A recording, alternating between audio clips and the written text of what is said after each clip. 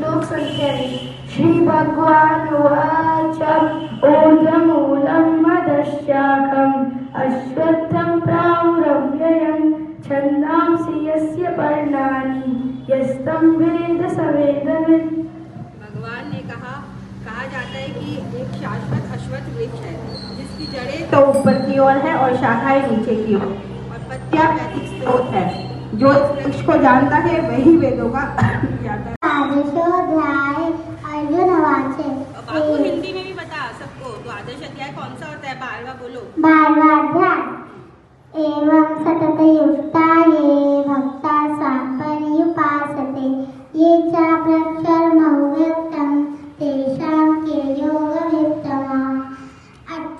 अर्जुन बोले, जो अनन्य प्रेमी भक्त जन पूर्व तक प्रकार से निरंतर आपके भजन ध्यान में लगे रहकर आप सगुण रूप परमेश्वर को और दूसरे जो केवल अविनाशी सच्चिदानंद घन निराकार ब्रह्मा को ही अतिश्रेष्ठ भाव से भजते हैं, उन दोनों प्रकार के उपासकों में से अति उत्तम योगी योगवेशा कौन है?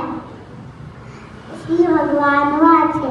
मय्यावेश मनो ये मान नित्ययुक्ता उपासते श्रद्धया पर्योपेतास में युक्ता मत्ता। अर्थ। श्री भगवान बोले, मुझमें मन को एकाग्र करके निरंतर मेरे भजन ध्यान में लगे हुए जो भक्तजन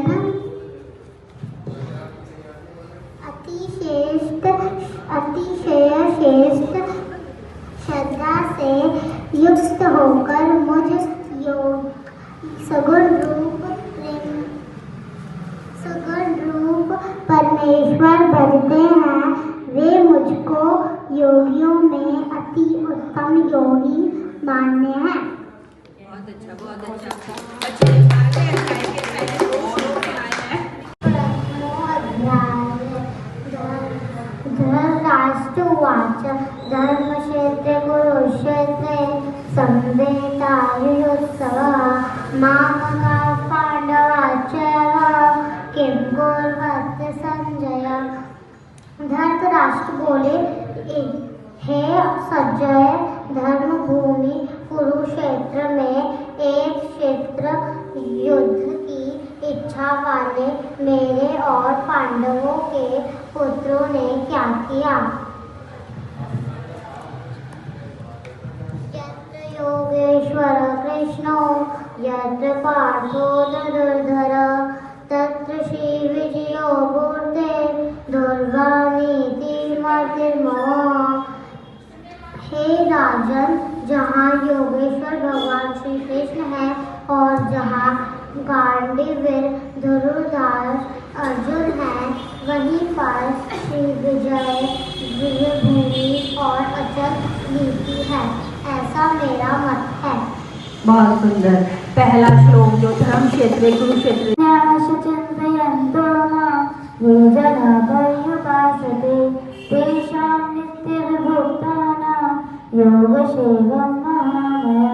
श्री कृष्ण अर्जुन जी कह रहे हैं, जो लोग अनन्य भाव से मेरे दिव्य स्वरूप का ध्यान करते हुए मेरी पूजा करते हैं, उनकी जो भी आवश्यकताएं हैं उन्हें मैं पूरा करूंगा और जो उनके पास है उनका मैं रक्षा करूंगा। तो हमें कुछ भी चाहिए, हमें श्री कृष्ण और राधा रानी के पास जाके ही बोलना है और वो अनन्य भाव से हमें वो प्रदान करेंगे और जो हमारे पास है उसकी रक्षा करेंगे। शाखा गुण प्रवर्धा विषय प्रवाला अदक्ष मूला संततानि कर्मानुबंधे निमनस्य लोके। इस वृक्ष की शाखाएं ऊपर तथा नीचे फैली हैं, प्रकृति के 3 गुणों द्वारा पोषित हैं। इसकी टहनियां इंद्रिय विषय है। इस वृक्ष की जड़ें नीचे की ओर भी जाती हैं, जो मानव समाज के सकाम कर्मों से बंधी हुई हैं।